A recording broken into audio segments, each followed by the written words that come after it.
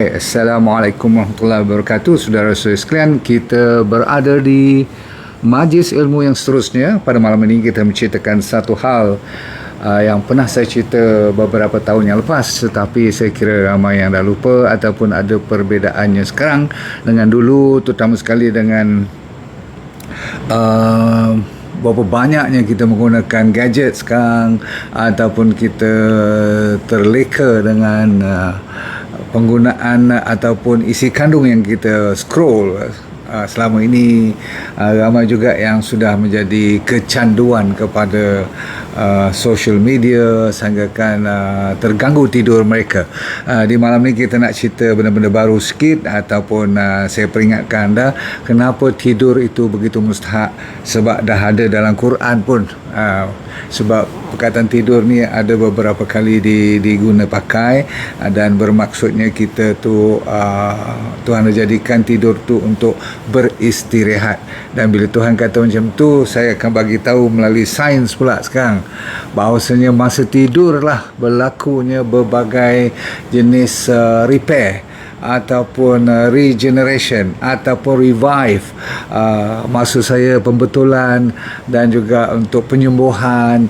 Dan juga seolah-olah kalau anak-anak you tu belajar pergi buat kelas tambahan, katakan ambil taekwondo ataupun ambil main gitar ke, belajar main drum atau main piano, ataupun dia belajar kat sekolah aja, apa-apa yang dia belajar pun, dan you mengharapkan dia balik dan pergi tuition pula lagi sebab nak bagi anak tu pandai. You nak tahu tak, kita sendiri kalau masa sekolah dulu, kalau kita tahulah bahawasanya masa tidur tu lah otak kita memainkan peranan untuk mengasah balik apa yang diajar oleh guru-guru tadi, terutama sekali skill, ya, bahan ataupun benda-benda yang kita belajar tadi, bahan pelajaran tu yang menggunakan apa orang panggil, kita punya kehandalan kita melalui jari ataupun suara dan sebagainya.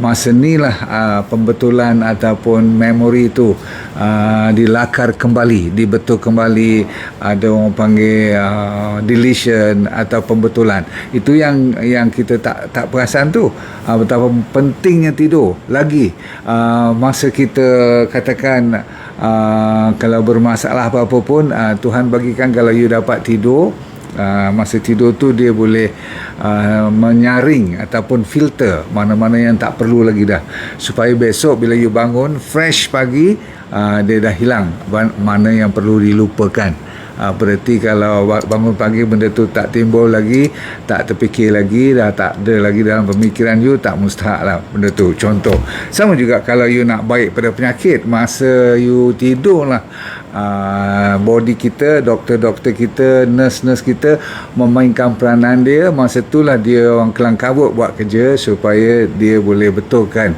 you punya masalah-masalah penyakit tu. Ada yang perlukan sedikit waktu, ada perlukan banyak waktu, tapi masa tidur lah. Kalau you tengok banyak orang sakit sehinggakan kalau teruk sangat ditidurkan dahulu, betul tak? Kenapa tak dibiarkan dia jaga je, tak ditidurkan supaya body tu boleh tenang, stabil, dan boleh dibiarkan nature. Okey, lagi katakan kalau masalah ketumbesaran, budak-budak nak membesar ataupun kita nak baik pulih daripada penyakit dan sebagainya, semuanya perlukan tidur. Betul. Lagi satu, nak lawan virus semua ni, nak lawan COVID ke, nak lawan infection, inflamasi badan kita, semuanya perlukan tidur. Sebab masa tidur itulah keluar hormon-hormon apa orang panggil untuk immunity kita, untuk katakan nak lawan bakteria, virus semua tadi kan, betul tak? Masa tidur itulah growth hormone kita betul-betul orang kata apa, menjalankan kerjanya. Dan satu hormon yang paling terkenal masa tidur, semua orang sampai beli yang sintetik pun, yang mana saya tak galakkan you beli, okay? Sebab body kita boleh keluar sendiri. Jadi bila dia keluar sendiri, dia lebih alami, lebih natural. Dia melatonin punya kerja cukup cantik. Dia antioksidan, anti-inflammation, dia bagi kita tenang, hilangkan stres. Masya Allah kan. Jadi tidur ni start daripada ujung rambut sampai ujung kaki, dia ada mainan yang penting. Okey. So saya dah bagi mukadimah tu membuktikan kalau siapa yang tak cukup tidur ataupun sukar nak tidur perlu dengar elok-elok, sebab saya dah bagi betapa mustahaknya tidur tadi. Dan saintis mengatakan kalau kita tak boleh dapat antara 6 hingga sekurang-kurangnya 6 sehinggakan 8 ataupun 9 jam satu hari, bergantung kepada kita punya umur, bergantung kepada kita punya body type, kadang-kadang bergantung kepada satu lagi yang dinamakan circadian rhythm ataupun rhythm. Okey, dia punya orang panggil apa, jam biologi kita tu, jam dalam badan kita kan ada yang mengikut. Setengah orang tu dia tak boleh tidur lambat, setengah orang tu dia boleh lambatkan tidur pun masih lagi nampak segar. Namun siapapun, nanti saya bagi tahu kat you pukul berapa yang paling sesuai untuk kita tidur. Tapi sebelum kita lupa, terus takut saya pula terlupa, nanti nak cerita kat you, ada kajian mengatakan antara pukul 10 hingga 10.45 malam, saya ulang, antara pukul 10 hingga 10.45 malam ini ada kajiannya dengan kita punya body clock yang 24 jam. Kalau lebih-lebih lagi bagi mereka yang 12 jam siang, 12 jam malam, sama lebih kurang. Okey, jadi kebanyakannya mendapati bila dia buat kajian tu, kalau you dapat masuk tidur, saya ulang, masuk tidur, you boleh tidur pukul 1 pun, pukul 12 pun, tetapi you dah miss dia punya rhythm tu, dia punya gelombang untuk dapatkan tidur yang betul-betul berkualiti, iaitu antara pukul 10 hingga 10.30 malam. Okey, dan anda tahu pukul 12 tengah malam tu sampai pukul 3 pagi adalah yang paling tinggi melatonin punya hormon, level dia yang paling top, menjalankan tugas yang maksimum.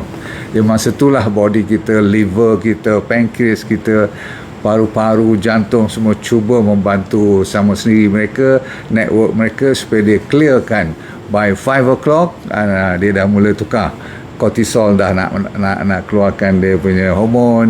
Bila datang pukul 7 pagi dah lain kesegarannya dan sebagainya. Dan bila matahari naik dan melatonin tengok nampak matahari, dia pun maksudnya boleh kesan cahaya matahari, dia boleh rasa, maka dia akan menurun dia punya jumlah melatonin tu, dan dia biarkan kortisol meningkat sedikit. Tapi lambat laun dia juga nakkan, saya ulang, dia juga nakkan matahari. Saya ulang, melatonin ni atau body kita, kenapa dia perlukan matahari dari sudut nak jaga kolesterol, nak tukar vitamin D semua tu kan, ingat tak, nak jadikan vitamin D3 semua tu kan. Mukadimah tu amat mustahak you faham, sebab saya ingin tekankan bahawasanya tidur itu adalah antara penawar yang jarang-jarang orang ambil, orang kata apa, perhatian yang betul-betul serius.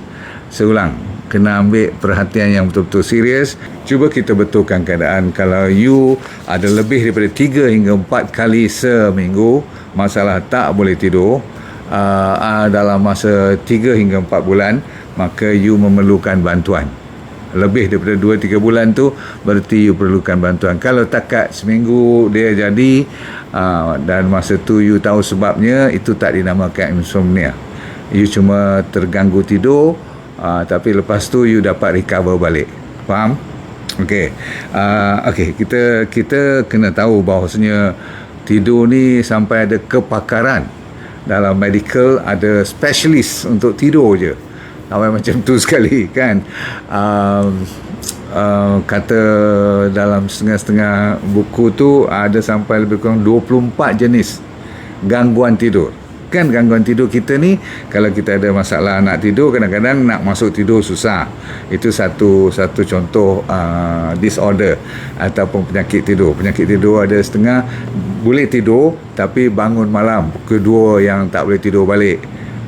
Bila subuh punya azan berkumandang, dia berdengkur, maksudnya dia boleh tidur pula. Ada jenis macam tu. Ada yang jenis yang orang kata apa, dia bangun tidur tak nyenyak, ataupun ada pula jenis yang kena bangun malam pergi kencing lebih daripada 2 kali, terutama sekali orang diabetes pun dapat gangguan-gangguan daripada sudut fizikal pun boleh juga. Ada setengah orang yang dia panggil restless leg syndrome. Pernah dengar? Kakinya sentiasa menguit atau bergerak, dia tak boleh tidur, terganggu sampai dia nak kena picit kaki dia, nak kena suruh partner dia regangkan ataupun urut-urut sikit ke. Itu pun lepas dia boleh tidur sekejap, kaki dia bergoyang balik. Jadi sentiasa restless saja. Okey. Lepas tu bagi mereka yang menopausal atau sebelum menopause, ada masalah-masalah hot flushes. Itu memang fitrah. Kadang-kadang ada wanita yang jadi hot flushes ni biasa, tapi cara macam mana you nak kendalikan, ada juga orang yang kadang-kadang tak semestinya yang gemuk saja, ada juga yang kurus, tetapi sering kali orang yang gemuk yang dah jatuh leher ni ke bawah ni terlalu banyak fat sehinggakan dia dapat bukan setakat snoring ataupun berdengkur saja, tapi dia dapat apa yang dinamakan sleep apnea. Sleep apnea ni yang ingat tak, selalunya dalam kejadian macam ni dia tidur okey, bahkan lebih senang daripada orang biasa, tapi setiap 1 jam dia mesti terbangun tidur sebab dia tercungap-cungap, tak cukup nafas. Rupanya dia dah berhenti bernafas selama kadang-kadang sampai 60 saat, ada yang sampai 90 saat. Ni kalau orang yang ada sakit jantung boleh bawa maut ni. Memang ada orang meninggal pun semasa tidur. Inilah dia. Antaranya disebabkan gangguan tidur, sleep apnea. Ada juga orang yang bermasalah, katakan GERD ke, masalah perut ni seperti IBS, pernah dengar kan? Dan selalunya suka kembung perut, bloating. Dia juga penyebab utama kenapa you dapat insomnia. Ada lagi masalah yang paling ketara dan bukan kita nak tinggal ke tepi, tapi terlalu besar topik dia sehinggakan tak dapat kita habiskan kalau nak bicara secara terperinci. Namun cukup kalau saya cerita perkataannya ialah bermula dengan S. Tahu tak apa dia? Mesti orang tahu sebab yang ni lah punca pada banyak jenis penyakit pun. Okey, iaitu stres. Yes. Orang yang ada stres, tak kira kecil besar, tergantung pada orang yang berpengalaman atau tidak mengatasi stres punya problem ataupun masalah hidup. Dan selalunya orang yang bangun dalam pukul 2:30 ni malam ni, dia memang ada masalah tentang stres. Selain daripada masalah dia punya adrenal ni atas pada buah pinggang, ada kelenjar yang dah mula lemah disebabkan dia terlalu banyak kerja masa dia waktu siang, dan sampai tak ada me time. Selalunya orang ni dia tak ada me time. Tahu tak apa dia me time? Me time, siapa tahu apa dia maksudnya? Waktu untuk diri sendiri. Maksudnya sampai terlupa diri sendiri yang dia tu hidup. Dia pun perlu kehidupan yang ada masa dia aktif, ada masa dia patut rehat, tetapi dia pakai redah aja. Orang macam ni selalunya pukul 2 pagi jadi security guard lah dia. Kat rumah tu dia tak tidur. Jaga baik. Okey, baik. Ada setengah orang punca-puncanya tak besar sangat. Kadang-kadang cuma disebabkan bilik dia mungkin tak kemas pun, setengah orang bergantung kepada partner masing-masing lah. Kalau you dah kahwin, antara 2 orang tu siapa yang jenis bersih, kalau you jenis yang rapi, jenis yang OCD sikit. Tahu OCD tak? Obsessive Compulsive Disorder. You nak semuanya teratur dengan cantik, dengan rapi, dengan licin. Kalau kain tu tak boleh ada satu lipat pun, mesti nak kena sama. Siap. Kalau partner you jenis yang tak kisah, kadang-kadang ini menjadikan isu juga. Walaupun benda tu peribadi, tetapi memang ganggu diri you, betul? Ramai yang telah mendapat manfaat dari DND 369 Sacha Inchi Oil. Pastikan DND 369 Sacha Inchi Oil yang original hanya dari DND. Dapatkan daripada dropship sah DND. Yang menjadi kesalahan besar bagi kita, ramai kita terlupa, walaupun kita zaman moden, tapi kita tersalah layan. Bilik tidur tu nak wifi yang paling aktif, yang paling high speed, TV yang paling besar, speaker dan sebagainya, lampu-lampu, semua you bagi the best lah. Okey, dan ini menyebabkan bila you benar-benar nak tidur nanti susah. Kalau siapa tak mau jaga betul-betul untuk nak tidur dengan berkualiti, kalau tak jaga betul-betul dan tak ambil ubat bantuan awal, kalau pakai Valium ke ataupun ubat-ubat tidur sementara ni lah seminggu ataupun sebulan, you nak tolong bantu boleh tidur balik tu, you boleh sampai peringkat besok jadi resah dan gelisah sebab you punya fikiran lebih daripada seminggu tu dah mula jadi risau. Macam mana malam bila you bangun pula, you kata malam ni macam mana pula aku boleh tidur lagi tak. Jadi you punya ekspektasi nak susah tidur pada malam seterusnya menjadikan you stres waktu siang. Bila sampai waktu malam, you dapat cycle yang sama, tak boleh tidur lagi. So lama kelamaan dia jadi macam satu anxiety, jadi macam satu disorder ataupun penyakit yang tak pasal-pasal, sampai mental you terganggu, sampai dapat kemurungan, faham tu? Tapi tadi saya kata kalau hot flushes nak kena betulkan dengan ada vitamin, ada mineral, sehingga kan kalau perlu hormon kita bagi hormon. Orang yang ada fibroid for instance, baik tak ada fibroid, melalui tak cukup tidur ni atau gangguan tidur ni, fibroid boleh timbul. Ada masalah bladder lagi, otak pula jaga baik. Kalau you tak jaga tidur ni atau tak perbetulkan tidur ni, you boleh dapat memory terganggu. Maksudnya daya ingatan you memang boleh lari. Okey, dan tahu tak orang yang tak tidur betul atau dapat gangguan tak cukup tidur ni, rupanya berat badan boleh meningkat, weight gain lebih banyak, bukan berkurangan, walaupun tidur berkurangan tapi berat badan meningkat. Ada kaitan pula dengan kempunan, you akan sentiasa crave bahan-bahan yang inilah, terutama sekali benda bergula ni you suka sangat. Masalah dementia, lupa-lupa, nak nyanyuk, semua tu jangan main, dia lebih senang menghinggap you, terutama sekali bagi mereka yang dah berumur. Lagi masalah cardiovascular system, sebabkan masa you tak cukup tidur ni, you punya peredaran darah tu lebih lembab sikit, maksudnya you senang dapat atherosclerosis, tahu, plaque. Okey, lepas tu ada isu-isu seperti leptin dan ghrelin, dua hormon yang ada kaitan dengan lapar dengan tak lapar. Rupanya bila you tak cukup tidur, benda ni jadi haywire. Patutnya ghrelin ni bila you dah makan secukupnya, alhamdulillah, tak payah sampai sendawa pun okey, cukup. Sebab apa? You punya leptin tu dah bagi tahu bahawasanya you dah cukup makan. Tapi kalau tidur tak mencukupi, leptin dengan ghrelin bergaduh sama mereka, dia kata aku tak mau kontrol, kau lapar lah kau selalu. Jadi orang yang tak cukup tidur senang jadi lapar. Okey, tahu tak bila kita tak cukup tidur, dalam otak kita pun senang ada protein yang boleh lekat-lekat. Itu yang boleh dapat jadi penyakit seperti Alzheimer semua tu. Okey, isu-isu seperti blood pressure boleh meningkat, diabetes boleh tak stabil, tak ke problem. Baik-baik you borderline pula, orang yang baru nak kena diabetes, kalau tidur terganggu, confirm you kena diabetes. Sebab dia dapat masalah insulin resistant. Jadi banyak sangatlah penyakit dan mudaratnya kalau tak cukup tidur ni, faham tak? Okey.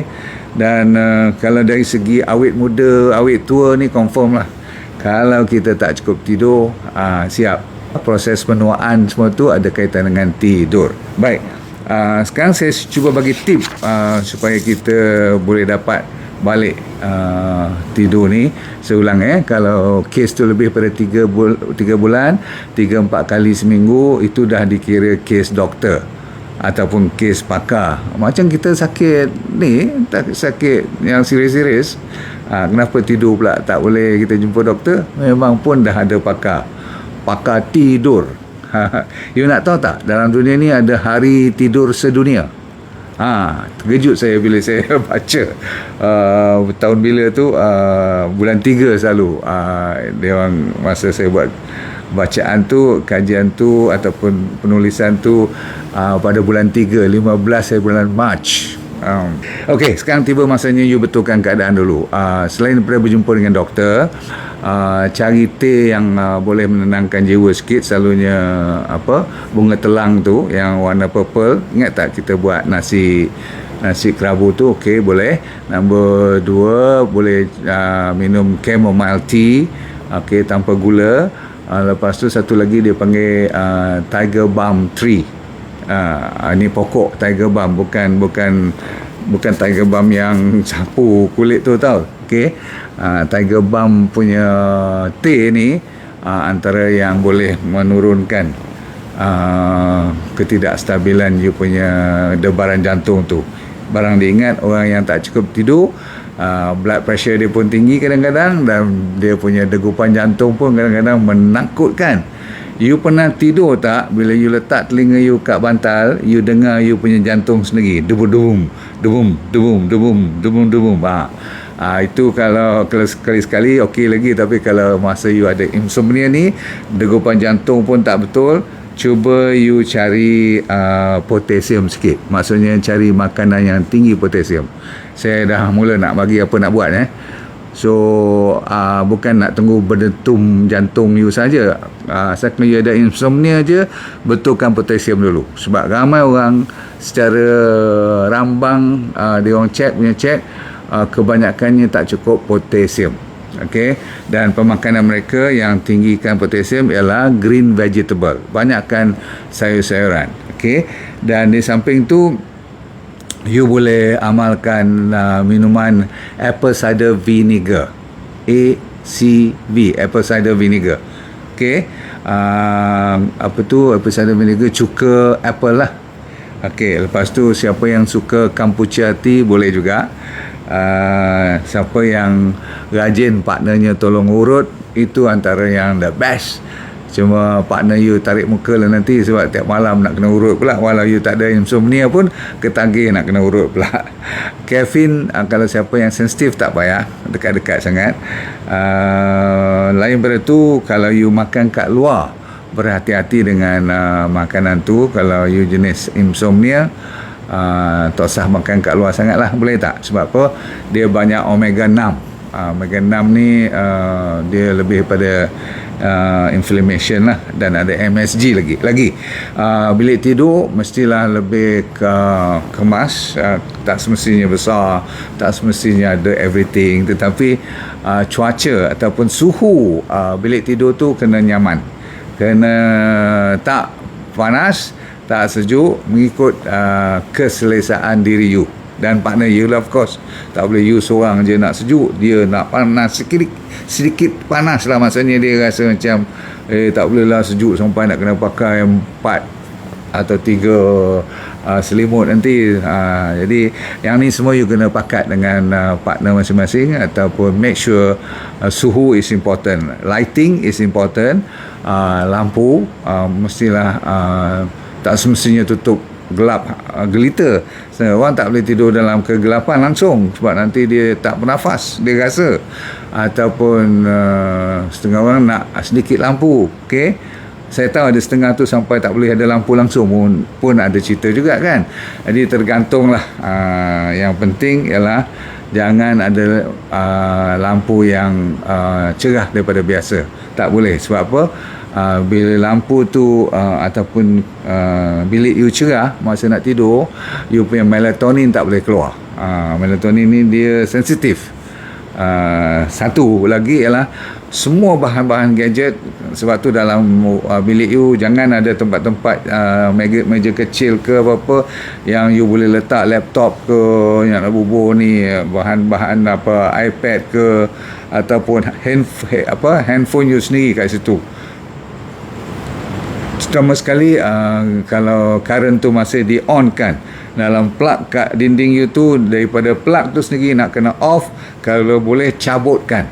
Sebab apa, bila you tak cabut keluar you punya plug tu, wire yang sampai ke gadget you, wire tu masih hidup sebenarnya. Jadi wire yang hidup ni dia melepaskan electromagnetic field ataupun electromagnetic frequency, EMF ni yang you tak sedar, dia sampai 6-7 kaki dia boleh lagi mempengaruhi otak you sehingga kan you tak boleh tidur. Jangan main.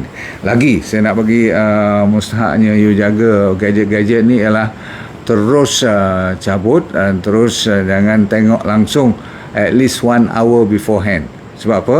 Ada je lampu ataupun cahaya daripada gadget-gadget yang moden ni, body you punya melatonin akan bacanya macam nampak matahari.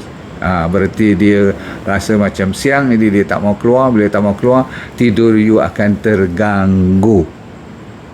Faham? Okey.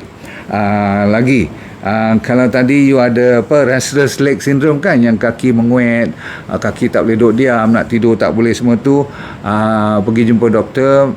Selalunya doktor yang pandai tentang hal ni, dia akan bagi you vitamin B1 selalunya yang paling rendah waktu kaki you menguet macam ni, dan boleh ditambah dengan iron ataupun folic acid. Ini tergantung pada test yang doktor buat lah. Okay. Yang penting kalau ada restless leg syndrome, kaki menguet-menguet ni, bergerak-gerak ni, you ambil nutritional yeast dalam you punya salad nanti waktu you makan. Kalau you ada hot flush, you akan diberi seringkali iodine atau vitamin E, dan satu lagi dia panggil kalsium gluconate. Okey, yang ni doktor yang akan bagi pada you. Okey, kalau kencing malam tu, check you punya diabetes atau check you ada masalah insulin tak dalam badan you. Ni semua ada kaitan ni. Ataupun kalau you overtraining sangat, gila sukan sampai panas badan tu sampai ke malam, nak tidur pun tak boleh. Okey, jaga baik. Vitamin D3, saya kata waktu siang ataupun mulai pagi, kalau dibenarkan terkena cahaya matahari, cepat-cepat you kenakan badan you, atau kat mana-mana boleh you buka baju you bagi kena matahari itu. Sebab apa? Saya kata tadi, vitamin D3 diperlukan bukan saja untuk jaga fungsi ataupun kerja waktu siang, tapi waktu malam pun. Bila melatonin nak keluar tadi, yang dia masa kena matahari tu, dia akan keluar dengan lebih happy bila dia dapat cukup vitamin D3 waktu siang. Siapa yang sering travelling kena jet lag, tahu jet lag tak? Dia tukar waktu benua Asia pergi katakan Eropah ke apa, jadi dia kepala dia pening, nak tidur pun jadi susah dengan timing baru semua. Jangan lupa kepada vitamin D3K2. Maksudnya you ambil 20 ke 20 international unit, 20,000, 20,000, 30,000 pun tak apa. Sebab apa? Masa ni you tengah jet lag. Okey, habis. Kita tutup cerita dengan sikit lagi. Saya ingatkan bagi mereka yang kalau minum air terlalu banyak dengan fluoride, terutama sekali you tak tapis daripada you punya air pipe tu, tolong betulkan. Fluoride mengganggu tidur ataupun tidur tak fresh bila you bangun nanti. Lain pada tu, tinggal satu lagi, night shift. Orang yang kerja waktu malam, selalu mereka mendapat gangguan juga. Saya mengharapkan pandai-pandailah you memberi timing untuk bayar balik tidur. Tapi tak boleh bayar balik esok lusa. Nak bayar hari yang sama. Itu pun tak cukup. Bukan kata kalau you tak cukup 3 jam, you bayar balik tidur 3 jam. Sebab apa? Tidur siang dengan tidur malam tak akan sama. Sampai bila-bila pun tak akan sama. Okey, sorry lah saya ambil masa banyak sikit pada malam ni sebab saya rasa topik ni agak detail dan mustahak, dan you jangan orang kata ambil remeh lah benda ni. Sebab apa saya kata apa tadi, tidur amatlah mustahak. Okey, jumpa lagi saudara saya sekalian. Saya doakan semoga anda dapat tidur dengan nyenyak dan dengan kualiti yang best supaya anda lebih sihat walafiat. Dan tolong sampaikan salam pada seluruh keluarga, dan kalau boleh share knowledge atau ilmu yang you belajar pada malam ni, supaya hidup anda bahagia, dan di dunia akhirat syurga, senyum somo, let go and feel good all the time. Terima kasih, bye.